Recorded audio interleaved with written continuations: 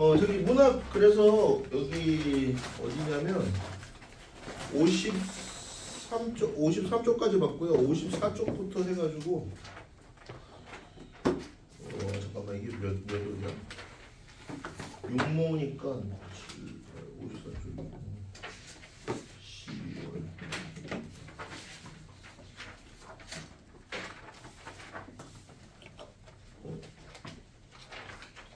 1년치? 75쪽까지만 너무 많나? 너무 많나? 잠깐만.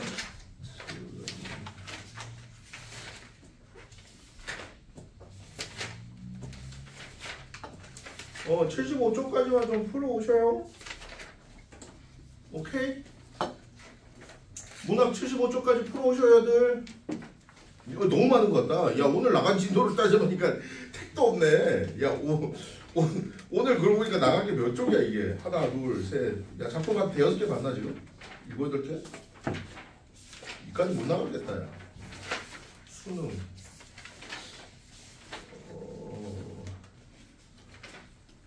71쪽까지만 풀어오셔요. 혹시 모르니까 71쪽까지만 좀 풀어오셔요. 문학이요? 문학 71쪽까지만 풀어오셔요. 왜? 아까 74 했는데 좀 줄였어. 꼭 좀 푸세요. 이게 안 풀면은 왜? 아니, 나한테 얘기를 하세요. 처음부터? 그럴 리가 있겠어. 그 처음부터 푸는 거 이제 어디부터 풀어요? 오늘 진도 나간 데서부터 이제 풀면 되지. 그 뒤부터 이렇게 준다. 그 앞에 거는 저기 기말고사 끝나고 난 다음에 좀 풀어보셔야 알겠어요? 범석이도 알겠어요? 여기 독서 좀 볼게요. 독서가 항상 어려운데. 지금 여기 29쪽까지 신도 나갔어요. 그 다음에 30쪽부터 볼게요.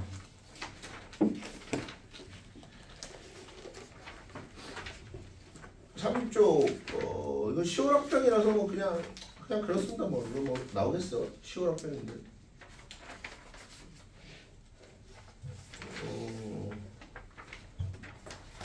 31쪽. 그냥 뭐 질문 있으면 질문만 받게 이거 뭐 꼭 해야 되면은 풀고요. 담비야. 무조건 학생이 너밖에 없는 거야. 31쪽 질문 있어요? 없어? 범석이 풀었어? 네. 질문. 이거 어려웠는데 굳이 뭐 이거를 31 푸셨어요? 뒷장. 왜? 여기서부터 풀라고 했는데 30장 넘어갈게요. 그 다음에 디젤엔진 나와있는데 기술 지문인데 쌤도 뭐 기술 뭐 알겠냐 그냥 뭐 읽어보고 푸는 건데 뭐 그렇게 어렵진 않았던 것 같은데 이것도 29번부터 32번까지 또 뭐 질문 있어요? 넘어갈게요. 이것도 기술 지문 뭐 할 것도 없어요. 그 다음에 뒤로 넘어가서 이거 저기 미술 지문 나왔네. 미술 지문 35번이 더럽게 어려웠죠. 이거 35번이 어려웠습니다. 이거 맞았어? 올. 자 34, 35 뭐 질문 있으면 하셔요. 또 넘어갈게. 그냥 투시도 뭐 머리 아파 이거 짜증나. 그 다음에 그렇죠. 36쪽 37쪽 여기 이제 법지문 나와 있는데 계약이라는 말이 나왔어요. 계약. 그렇죠. 요거는 잠깐 한번 읽어볼까요? 이거 계약 자유의 원칙 뭐 이런 말이죠. 이거는 뭐 또 나오겠냐마는 사람을 사랑하는 동안 여러 약속을 한다. 계약도 하나의 약속이다. 그래서 계약은 이제 다 할 수 있어요. 뭐 아무거나. 그걸 뭐라고 그래요? 계약? 자유의 원칙 뭐 이렇게 얘기하죠. 이게 자본주의 사회 그러니까 뭐 민주사회에서는 뭐 항상 할 수 있는 겁니다. 계약? 자유의 원칙입니다. 근데 이제 여기에도 이제 뭐는 따라붙어요? 제한은 따라붙죠. 어떤 제한이 따라붙어요? 사회적인 어떤 그 뭐 도덕관념 뭐 이런 거에 어긋나면 안 돼요. 예를 들어서 그 베니스의 상인 읽어봤어요? 셰익스피어가 쓴 베니스의 상인 거기 보면은 그 샤일록이라는 뭐 유태인이 나오잖아. 그래가지고 계약하잖아 그 주인공하고. 그래가지고 계약을 못 지키면 뭐 하겠다고? 엉덩이 쌀 뭐 하고 뭐 뛰어가겠다 뭐 이런 얘기를 하잖아요. 아 몰라? 그 얘기 몰라? 그런데 그 계약은 무효지. 오케이? 뭐 공서양식에 이거 이제 공서양식이라는 건 뭐 공통적인 어떤 뭐 도덕관념 뭐 이런 거에 어긋나면 무효예요. 이게 이제 민법에 뭐 1원칙, 2원칙 뭐 이렇게 되는데 뭐 어떤 이야기든 할 수는 있는데 어긋나면은 무효예요. 뭐에 어긋나면? 이런 거 어떤 일반적인 어떤 도덕법칙 이런 공서양식이 어긋나면. 그래서 여기도 나와 있는데 계약도 하나의 약속이다. 하지만 이것은 친구와의 뜻이 맞아 주말에 영화 보러 가자는 약속과는 다르다. 약속과는 다르지. 뭐가 따라붙어 여기는 항상? 책임도 따라붙고 그 다음 과정도 다르죠. 일반적 다른 약속처럼 계약도 서로의 의사표시가 합쳐져서 성립하지만 제일 중요한 말이 뭐예요? 의사표시라는 말이 나와요. 아 의사를 표시해야 된다. 이게 법률 용어들이니까 용어만 좀 정리를 할게요.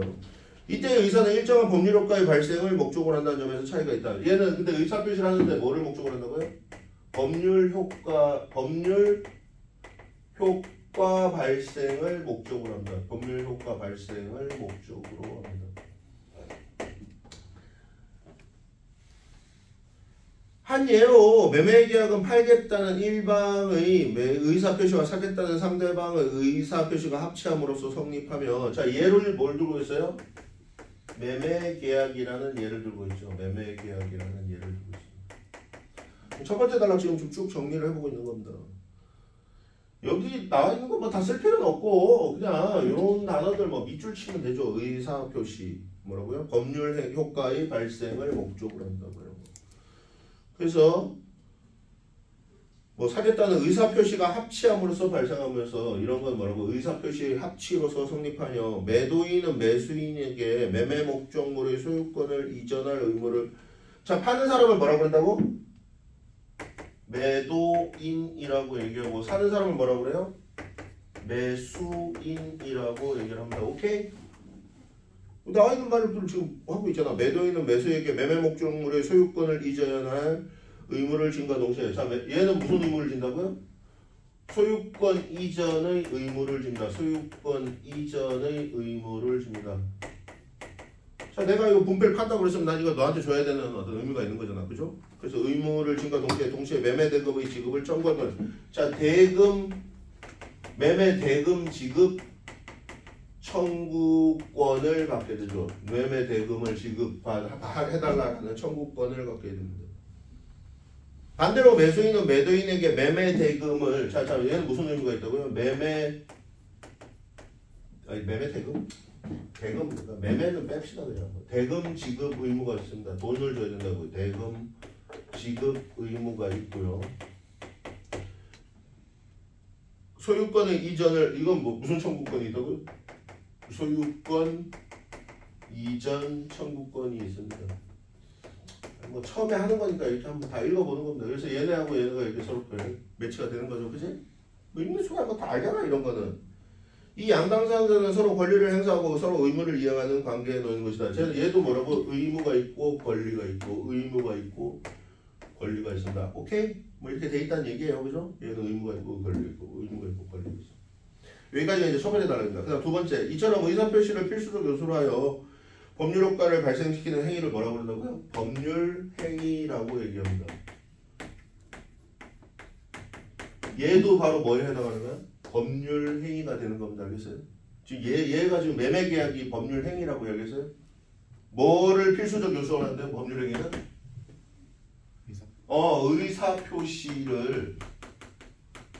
의사표시를 필수적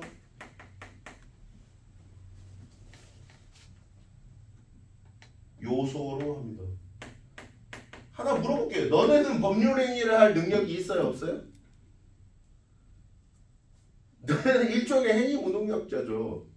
너네가 저기 벤츠 회사에 가서 야 1억짜리 몇 억짜리 벤츠를 주세요. 그럼 그 사람들이 팔아요? 안 팔아요? 안 팔아요. 왜 안 팔아요? 무능력자이기 때문에요. 의사 제한 능력자야. 너네는 법률 행위를 다 할 수가 없어. 그 뒤에 뭐가 붙어있기 때문에 어머님, 아버님, 보호자가 아직 있잖아. 미성년자잖아. 미성년자의 행위는 7일인가 아마 그 기간이 있을 거예요. 7일 만에 뭐가 되면 취소가 가능해. 무조건 원상회복이 가능해. 그러니까 너가 벤츠 뭐 매장 가가지고 있잖아. 벤츠 샀게 하고 돈을 딱 주고 난 다음에 7일 동안 막 몰고 다녀. 그러고 난 다음에 안 할게요. 이렇게 하면 어떻게 되는 거야? 그냥 다시 원상회복으로 가야 되는 거야. 그걸 다 알고 있단 말이야. 알겠어요? 그 파는 사람들도. 그러니까 너네한테는 안 팔라고 그러는 거야. 처음부터 알겠어요? 엄마 모시고 와 이렇게 되는 거지.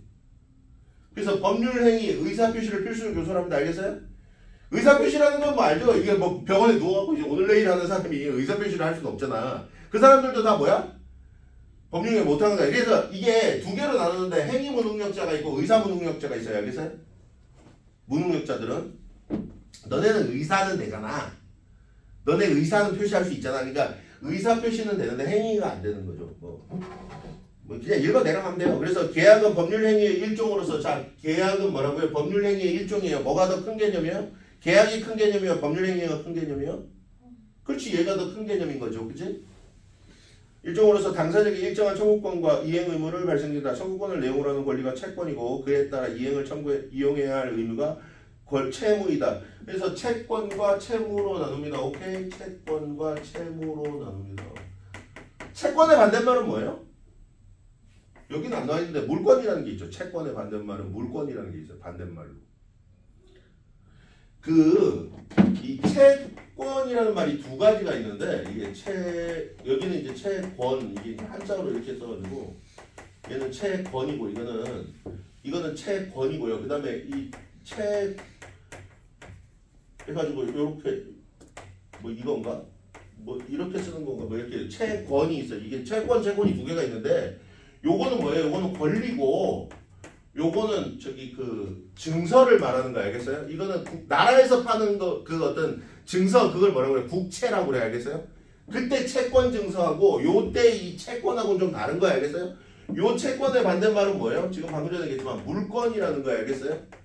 그러니까 물권은 뭐냐면 부동산이 이렇게 있잖아. 부동산을 이런 거 부동산이나 물건 이런 거에 딸려 있는 권리를 물권이라고 하고 요거를 거래하기 위해서 우리가 이제 뭐 계약 같은 걸 하잖아. 그게 바로 뭐예요? 채권이라고 하는 거예요. 그래서 채권행위하고 물권행위는 거의 같이 가는 편이긴 한데 따로따로 어쨌든 행위를 구별해야 알겠어요? 물건이 위에 있어요? 채권이 위에 있어요? 무조건 물건이 위에요. 무슨 말이냐면 어떤 사람이 집을 가지고 있는 이 소유권은 물건이란 말이야. 알겠어요? 근데 여기에 이제 임대차로 잠깐 사는 거야. 임대차라는 거는 이거는 채권이란 말이에요. 내가 이거 잠깐 빌릴 권리 같은 거지. 집을 알겠어요? 그래서 이건 채권이란 말이야. 알겠어요? 자 그러면 이 사람이 A라는 사람이 소유권을 갖고 있고 B라는 사람이 임대차 권리를 갖고 있는데 이 사람이 C라는 사람한테 집을 팔았어요. 그러면은 이 사람이 이 사람한테 가가지고 야, 네 집 팔지 마라고 할 수 있어요? 없어요? 없지. 집주인이 우선인가 알겠어요? 물건이 채권보다 뭐라고? 이기는 거야 무조건. 알겠어요? 근데 이렇게 하면은 여기 임차인들 전세 사는 사람들의 권리가 너무 좀 불안전하잖아. 이게 언제 이렇게 집주인이 바뀌어가지고 이렇게 문제가 생길지 모르니까. 그래서 몇 년 동안은 2년 동안은 항상 살게 해주자라고 물건보다 채권이 좀 더 나은 대접을 받게 해주는 게 이게 이제 임대차 보호법이라는 게 있는 거 알겠어요? 얘기가 좀 샜는데 물건 채권 개념을 좀 봐두세요. 알겠어요? 그래서 자 법률행위는 뭐하고 뭐로 나눈다고? 채권과 채무로 어디까지 있니?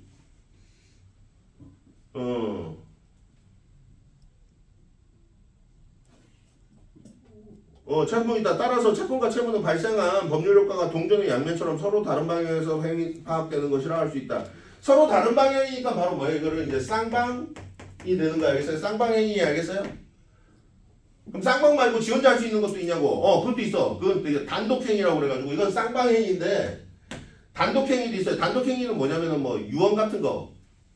유언 같은 건 그것도 법률행위인데 죽을 때 유언하면은 있잖아. 듣지 말지 그거는 내 상대의 그걸 안 듣고 하는 거잖아. 내 남은 재산을 다 철수에게 주세요 이렇게 하면 그 철수가 그걸 받을지 안 받을지는 철수 마음이고 근데 계약은 그렇지 않다고 알겠어요? 쌍방행위 알겠어요? 지금 여기 나와 있는 게 뭐 그런 겁니다. 그래서 채무 동전의 양면입니다. 그래서 채무자가 채무의 내용들을 이행하여 채권을 소멸시키는 것을 변제라고 합니다. 변제라는 단어가 나왔어요. 돈 갚는 걸 뭐라고 그런다고요? 변제라고 하는 거예요. 알겠어요? 돈 줘갖고 소멸되는 거 알겠어요? 채권과 채무가 소멸되는 걸 변제라고 합니다.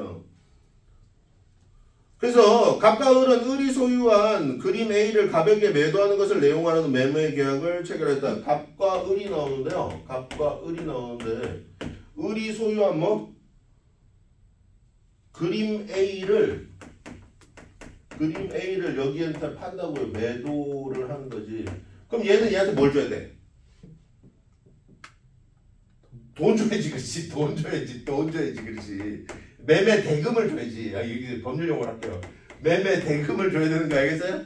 그래서 얘는 매도 의무, 소유권 이전 의무가 있고 대금 지급 청구권이 있는 거 알겠어요? 얘는 대금 지급 의무가 있고 소유권 이전 청구권이 있는 거 알겠어요? 얘가 매도인이고 얘가 매수인인 거예요. 알겠어요? 어디까지 했니? 그래서 을의 채무는 그림 A의 소유권을 가볍게 이전하는 것이다. 동산인 물건의 소유권을 이전한 방식. 자, 또 동산 나왔네요. 동산. 자, 동산의 반대말은 뭐예요? 동산은 움직일 수 있는 이 물건들을 동산이라고 해요. 분필, 뭐 공책, 뭐 이런 거, 책상 이런 거. 토지하고 그 정착물을 뭐라고 그러냐면 부동산이라고 그래요. 오케이? 그래서 동산의 반대말은 뭐예요? 부동산이에요. 오케이? 집 이런 거, 땅 이런 걸 뭐라고 그런다고? 부동산이라고 합니다. 알겠어요? 동산인데 부동산에 준해서 처리되는 게 있죠. 배, 선박, 자동차, 항공기 이런 건 비싸잖아. 그죠? 그 동산인데도 불구하고 부동산처럼 취급해줘야. 알겠어요? 그래서 동산의 반대말은 부동산이에요. 오케이? 지금 많이 나오는데 뭐 어휘를 지금 좀 보는 얘기입니다. 그래서 어디까지 있니?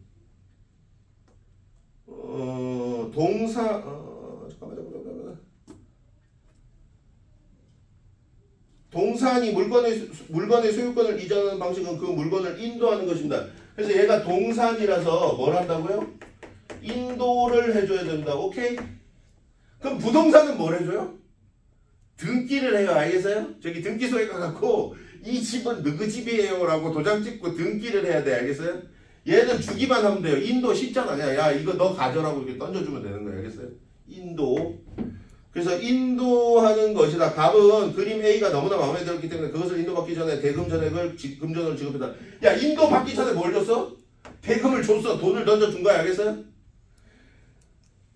그런데 갑이 아무리 그림 A를 넘겨달라고 청구하여도 을은 인도해주지 않았다. 이런 경우 갑이 사적으로 물리력을 행사하여 해결하는 것은 엄격히 금지된다. 야 여기 가갖고 왜 그림 안 좋아하고 두들겨 패서 뺏어올 수 있다 없다? 없어요. 이걸 뭐라고 그래요? 법적으로? 사회시간에 배웠을 텐데 자력 구제 금지의 원칙이라고 그러죠. 야 네가 가가지고 힘써갖고 뺏어오는 거 안 된다고. 원시사회가 아니니까. 알겠어요? 그래서 가서 거기 맨 마지막 줄 갑이 사적으로 물리력을 행사해서 해결하는 것은 안 돼요. 알겠어요? 이거 다 사회시간에 배우는 거 알겠어요? 정법 같은 거 하면 되게 심도 있게 배우는데 안 배우니까 정법 하는 친구 있어요 여기? 다 뭐 아직 뭐 선택 과목 하지도 않아. 공통나이 하고 있을 거 아니야 학교에서. 2학년 때 좀 배우는 경우도 있는데 넘어갈게요. 그래서 이제 여기 몇 번째 단락까지 한 거야? 세 번째 단락까지 한 겁니다. 그죠? 그래서 네 번째 단락, 채권의 내용은 민법과 같은 실체법에서 규정하고 있고 그것을 강제적으로 실현할 수 있도록 민사소송법이나 민사집행법 같은 절차법이 갖춰졌다. 자, 여기서 또 이제 실체법이라는 말이 나오고 뭐가 나와요? 절차법이라는 말이 나옵니다. 오케이? 실체법은 뭐라고요? 실체적 권리를 하는 거, 민법을 말하고요. 절차법은 뭐라고요? 이거는 민사소송법, 민사집행법 뭐 이런 거 말하는 거. 여기 얘가 나와 있잖아. 민사소송법, 민사집행법 뭐 이런 거. 뭐 이런 거 별로 안 중요해. 근데 솔직히 그냥 있으니까 한번 써보는 거지. 그래서 실체법, 절차법 이게 중요하죠. 같은 소를 제기하여 판결로서 자기가 가진 채권의 존재와 내용을 공적으로 확정받을 수 있고 나아가 법원에 강제집행을 신청할 수도 있다. 강제집행은 국가가 물리적 실력을 행사하여 채무자의 의사에 구애받지 않고 채무의 내용을 실행시켜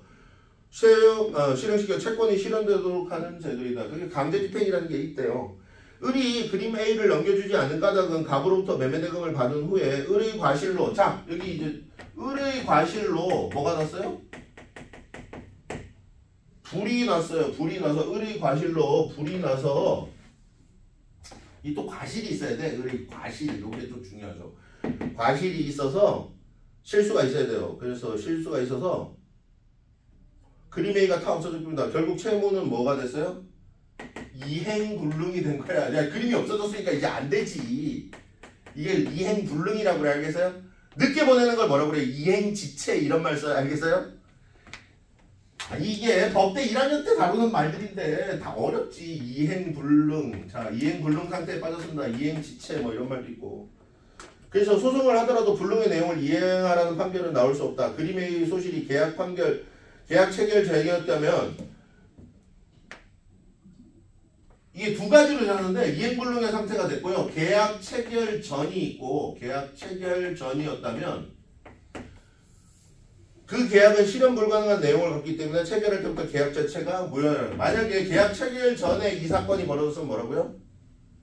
무효예요. 알겠어요? 있을 수가 없는 계약이기 때문에 계약은 무효입니다. 이행불능이 채무자의 과실 때문에 일어난 것이라면 채무자가 채무불이행에 대한 책임을 져야 됩니다. 과실이 있다라고 얘기를 했잖아 지금. 근데 그래서 계약 체결 전이었으면 무효인데 계약 체결하고 난 다음은 어떻게 되느냐? 여기서부터 이제 진짜 시험 문제죠. 여기부터. 그래서 이때 채무불이행은 갑이나 을의 의사표시가 작용한 것이 아니라 매매 목적물의 소실에 따른 이행불능으로 말미암은 것이다. 이러한 사건을 통해서도 법률 효과가 발생한다. 중요합니다. 자, 이걸 통해서 이행불능이 됐잖아. 계약 체결 전에 불에 타갖고 이행불능이 됐잖아요. 이게 효과가 발생한다고 안 한다고요?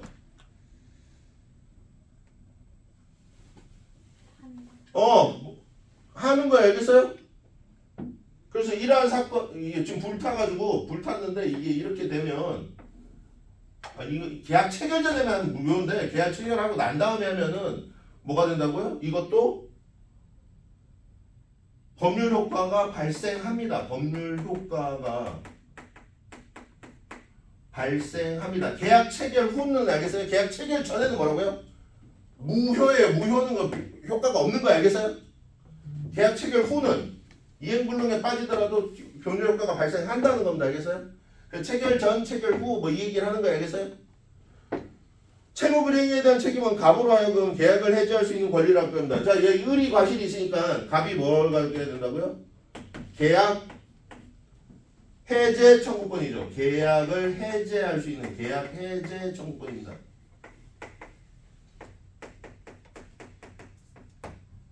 여기 해제라는 말이 나오는데 해제하고 해지가 좀 달라요. 해제는 뭐예요?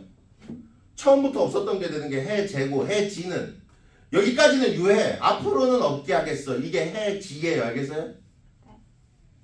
말이 좀 어려운데 해제, 해지가 조금 달라요. 알겠어요? 이걸 뭐라고 하냐면 법적으로는 이거를 소구표라고 그러는데 과거로 돌아간다 안 돌아간다 이렇게 얘기하는데 해제는 소구표가 있어요? 없어요? 어렵냐? 이게 넘어갈게. 그냥 얘는 계약 해제 청구권을 가져요. 알겠어요? 원래부터 없었던 걸로 가는 거야. 이게 해제니까. 그래서 계약 갑이 그렇지. 여기서부터 벌써 나왔잖아. 이거 해줘야겠네. 해제해줄게. 해제가 있고 해지가 있는데 얘는 뭐야? 과거로 돌아가는 거야. 얘는 소급한다라고 그러는데 이걸 소급표를 인정해준다라고 얘기하고 얘는 소급표가 인정이 안 돼요. 그냥 미래의 효력만 없애는 거죠. 미래 효력만 없애는 거예요. 이게 오케이? 이게 해지고 해제는 원래로 가는 거예요. 그러니까 해제 청구권이 되니까 뭐로 가버리니까 원래대로 원래 처음부터 없었던 게 되는 거예요. 어디니? 그렇지. 거기 중요한 말. 처음부터 뭐라고요?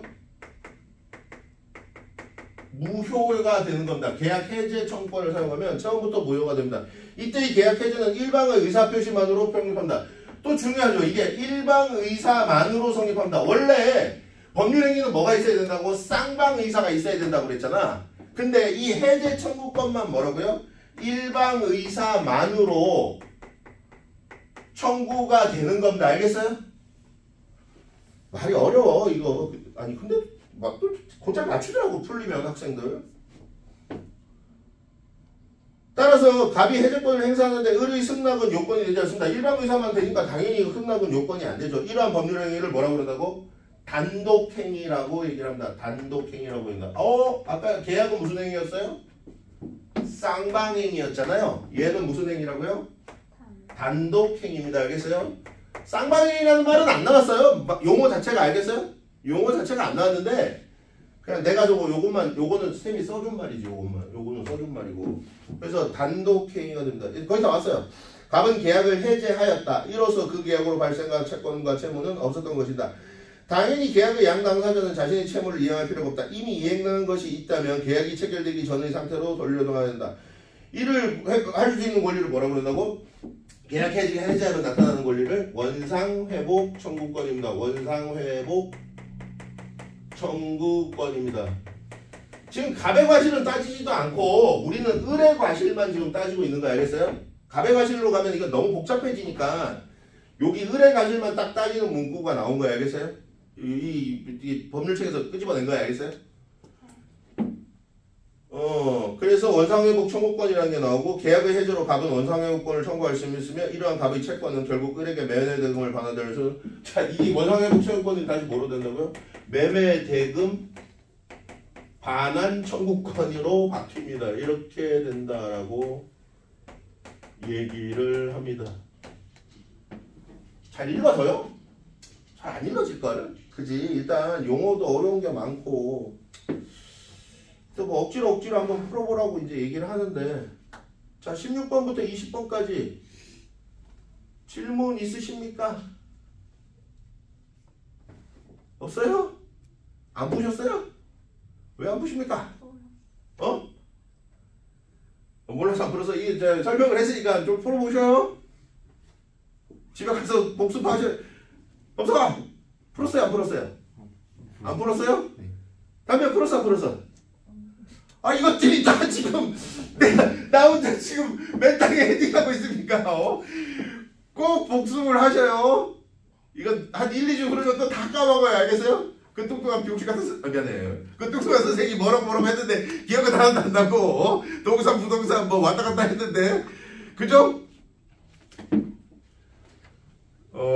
이렇게 하시면 곤란들합니다. 이 GT 비문학 독서를 자꾸 이런 식으로 있잖아요. 예습을 안 해오시면 아주 곤란합니다. 오케이?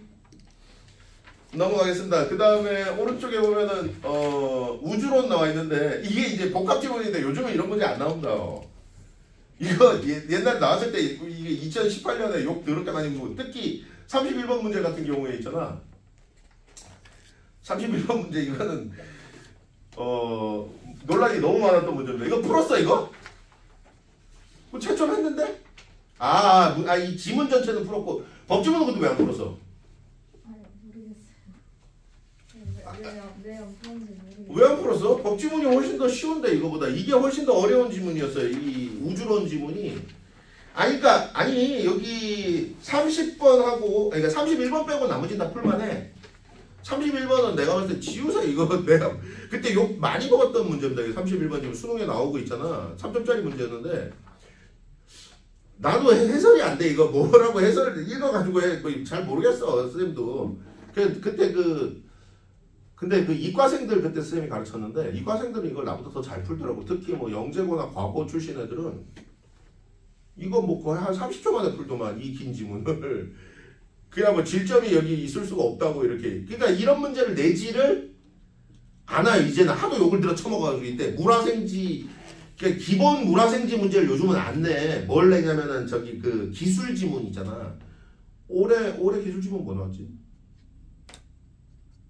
그러니까 기초과학 문제는 안 내요. 알겠어요? 물화생지는 안 내고 그냥 변형된 기술 지문 뭐 자동차 백미러 여기 자동차 뭐냐 이거 그 후방 카메라 뭐 문제 아니면 뭐 냉장고의 원리 뭐 아니면은 뭐 장애 뭐 저기 요즘 잘 나오는 게 저기 뭐 저기 AI 문제 많이 나오죠. AI는 학교에서 안 나오잖아. 그게 무슨 과목으로 있는 것도 아니고 그러니까 서로 다 모르니까 그냥 내는 거 알겠어요? 물론 컴퓨터 용어나 이런 거에 좀 익숙하면 확실히 좀 빠르긴 한데 무시하셔요. 이거 31번 지문 같은 거 갖다 버리셔. 이거 내가 저번에도 얘기했는데 이거 풀지 말라고.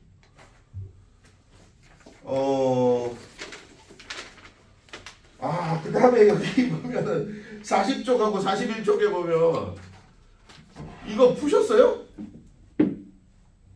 이 망할 가능세계.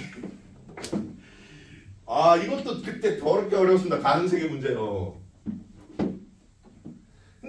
이거는 있잖아. 그때 이 가능세계 문제 요게 그 수특에 기본적인 개념이 좀 있었어. 모순율, 배중률 뭐 이런 말이 나오잖아요. 이 말이 수특에 좀 있었어요. 모순율, 뭐 무모순율, 모순율, 배중률 뭐 이런 말이. 배중률이라는 게 뭐냐면 이게 모순 같은 건데 예를 들어서 있잖아. 문법 할 때도 많이 나오는 건데 자 슬픔의 반대말이 뭐예요? 슬픔의 반대말은 뭡니까? 어? 아니 이건 초등학생한테 물어봐도 대답을 하잖아. 야 슬픔의 반대말이 뭡니까? 기쁨이라고 그러잖아 대부분.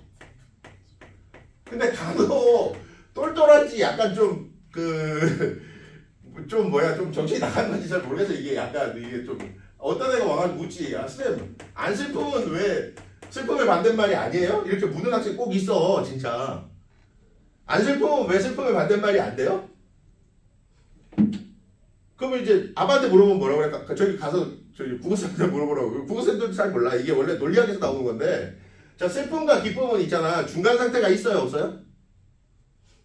있지. 슬프지도 않고 기쁘지도 않은 어떤 미묘한 상태가 있는 거잖아. 이게 중간이 있는 거란 말이야. 알겠어요? 근데 슬픔과 안 슬픔은 슬픈 거하고 안 슬픔 사이에는 중간 단계가 있어요 없어요? 없지. 얘는 중간이 없는 거야. 중간이란 게 있을 수가 없는 거야. 이걸 뭐라고 그래요? 같은 말로 중간이 없다. 이거를 중간을 배척한다. 그래서 이거를 배중률이라고 얘기하는 거야. 알겠어요?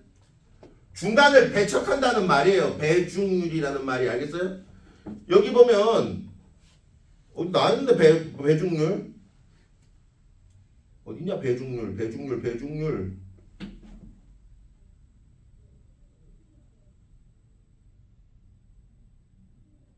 어디니? 왜 안 보이지?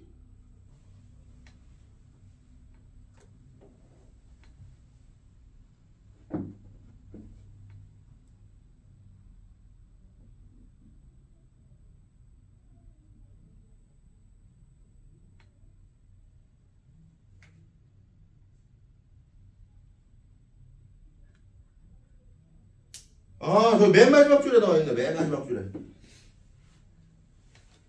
거기 맨 마지막 줄에 배중률이 성립한다 찾았어요? 배중률이라는 건 뭐라고? 중간이 없다 이런 말이. 알겠어요? 중간이 없다라는 건 이건 무슨 관계라고 그래 이거를? 그래서 논리학에서는 이 관계를 반대 관계라고 그러고 그 다음에 이 관계를 무슨 관계라? 이 관계를 모순 관계라고 얘기를 하는 거야. 알겠어요? 그래서 모순이라고 얘기하고 여기를 반대라고 얘기합니다.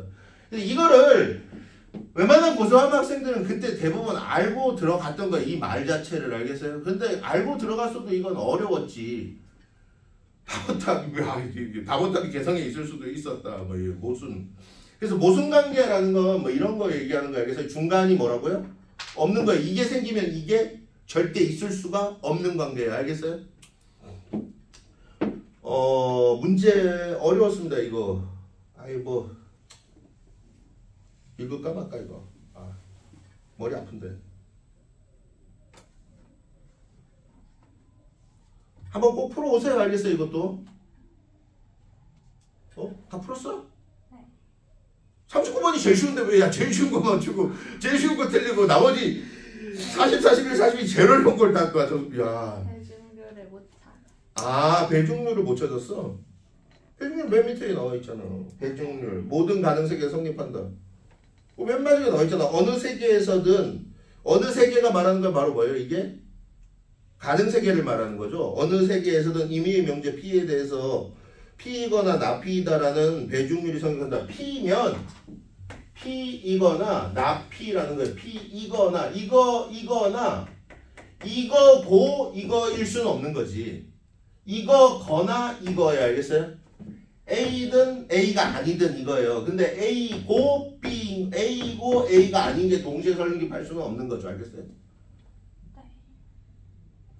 쉬워요 이거. 이건 아니 이 문제는 40번이 39번이 제일 쉬웠고 40, 41, 42는 문제 무지하게 어려웠습니다. 알겠어요? 이건 좀 생각 좀 많이 하셔야 되고 다음 시간에 좀 풀어보고 볼게요. 이거는 넘어가겠습니다.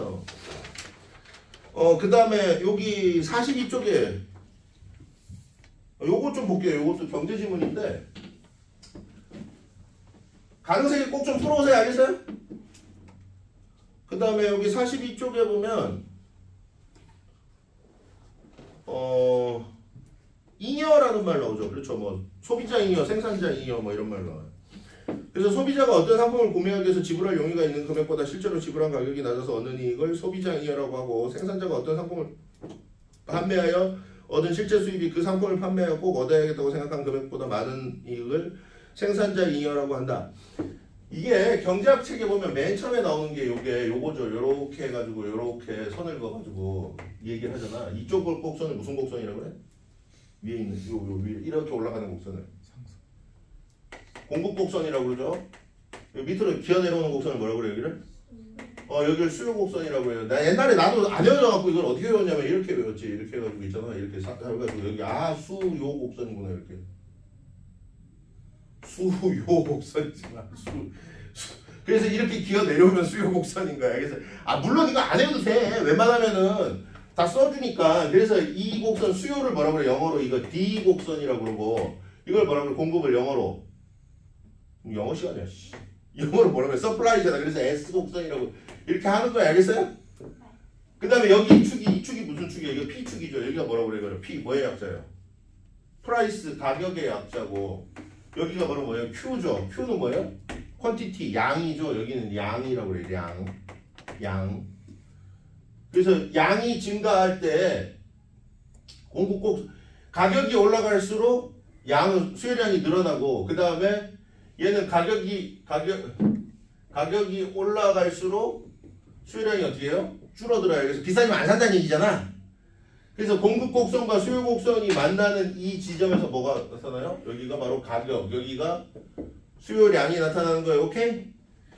그래서 이게 수요량의 증가라는 말이 있고, 수요량 그 다음에 수요의 증가라는 말이 있어요. 요게 좀 다른데, 수요량의 증가는 있잖아. 이게 수요 곡선상의 이동을 말하는 거예요. 이게 수요 곡선상에서 이게 그 수요량이 이렇게 줄줄줄줄 이렇게 쭉 가면 수요량이 어떻게 되는 거야? 늘어나는 거예요. 알겠어요? 이게 수요량의 증가예요. 수요 곡선상의 어떤 이동을 수요량의 증가, 수요량의 감소 이런 말을 써야 알겠어요? 그럼 수요의 감소, 수요의 증가라는 말은 뭐냐면, 이건 아예 이렇게 수요 곡선 자체가 이렇게 가버리는 거 알겠어요? 이거는 이쪽은 가격에 따라서 이렇게 움직이는 건데, 이거는 가격에 따라 이렇게 움직이는 건데, 이거는 수요는 있잖아. 이거는 가격 외의 요인. 코로나 같은 경우에 갑자기 출입이 안 되면서 뭐가 줄게 돼? 수요나 소비가 줄잖아. 그때는 어떻게 될까? 수요가 왼쪽으로 이렇게 가버리는 거 알겠어요? 이렇게 가버리면 무슨 문제가 생기냐면 생산량도 줄고 양도 줄고 가격도 떨어지는 거 알겠어요? 코로나 때는 이렇게 돼요. 알겠어요? 수요의 증가는 뭐가 있겠어? 수요의 증가는 뭐 이민 같은 거 뭐 이런 거 있을래나? 나 뭐 정확하게 잘 모르겠다 이게 쌤도 근데 어쨌든 요건 좀 다른 개념인데, 수요의 증가는 뭐라고요? 요거는 수요 곡선 자체의 이동을 말하는 거예요. 수요 곡선 자체의 이동을 말하는 거예요. 오케이? 그래서 수요량의 이동과 수요의 이동이라는 말은 다른 말이야. 알겠어요? 영어로 하면 좀 쉬운데, 이거는 뭐라고요? D 곡선이 움직이는 거고, 이거는 뭐예요? 수요량은 양이 움직이는 거야. Q가 움직이는 거란 말이야. 알겠어요? 반대로 따지면 뭐가 돼? 이것도 똑같죠? 공급량, 공급도 같은 말이에요. 오케이? 그래서 공급량이 움직인다는 건 뭐예요? 요 곡선상에서 공급량이 이렇게 움직이는 거고, 공급이 움직인다는 건 뭐예요? 이 공급이 이렇게 가거나 이렇게 가버리는 겁니다. 알겠어요? 말이 다른 거예요. 알겠어요? 이거 내가 봤을 때 번역의 문제야. 알겠어요? 나는 이게 처음에 쌤도 중고등학교 때 이 경제학이 더럽게 싫어했어. 알겠어? 대학 가서도 경제학 D 뭐 이렇게 맞았는데 나중에 짜증이 좀 나더라고. 도대체 얼마나 뭐 어려운 학문이길래. 어렵지. 수많은 천재를 삼킨 학문인데, 그죠? 근데 어찌됐든 그때 중학교 때, 고등학교 때 있잖아. 요런 것만 좀 찝어주는 선생님만 좀 있었어도, 아니 뭐 찝어줬겠지. 근데 내가 별 관심이 없었겠지 뭐. 영어로 하면 오히려 좀 쉬워요. 알겠어요? 우리말로 하니까 수요량하고 수요하고 막 이거 헷갈려가지고 여기서 그래서 잉여라는 말이 나왔는데 여기 보면 있잖아. 여기 요 가격대가 이렇게 형성이 되는데 요 가격을 보면 이 수요 곡선 여기는 있잖아. 이 사람이 아이폰을 나는 100만 원을 주고 살 여유가 있는데 아니 100만 원 정도 200만 원 합시다. 200만 원을 주고 나는 아이폰을 살 용의가 있는데 시장에선 지금 100만 원에 팔고 있는 거 알겠어요? 오케이? 그럼 나는 뭐야? 땡큐인 거지. 고맙잖아. 그래서 이만큼의 뭐가 남는 거야? 100만 원만큼의 나의 기쁜 마음이 남잖아. 그게 바로 뭐예요? 소비자 잉여예요. 이거 남는 거라고. 이게 바로 소비자 잉여예요. 여기는 뭐 한 90만 원쯤 남겠죠? 여기는 뭐 1, 9, 쭉 다 이 뭐예요? 여기는 뭐 한 여기서 사는 애는 있잖아. 나는 한 110만 원까지 사줄 용의가 있는데 시장 가격이 지금 100만 원이라서 고마워요 하고 사주면서 나는 얼마만큼의 기쁨이 남는 거야? 10만 원의 기쁨이 남는 거 알겠어요? 이걸 뭐라고 그런다고? 소비자 잉여라고 합니다. 알겠어요? 그래서 요 면상이 바로 소비자 잉여고 그 다음에 요 밑에는 뭐가 돼요? 요 밑에는 반대죠.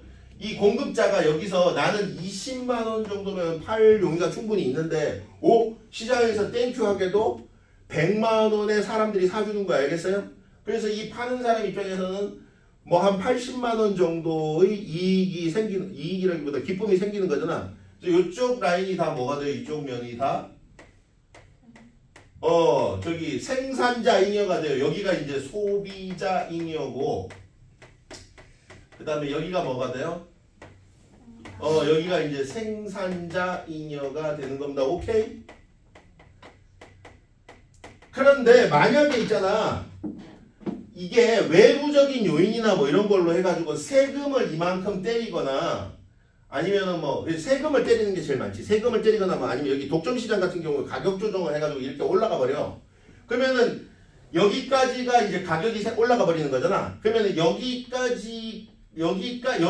이제 저기 뭐가 결정되겠어? 여기까지가 이제 그 생산량이 결정된 거 아니니?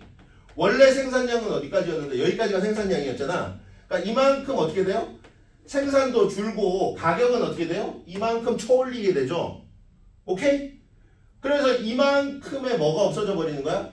소비자 잉여와 생산자 잉여가 사라져 버리는 거 알겠어요?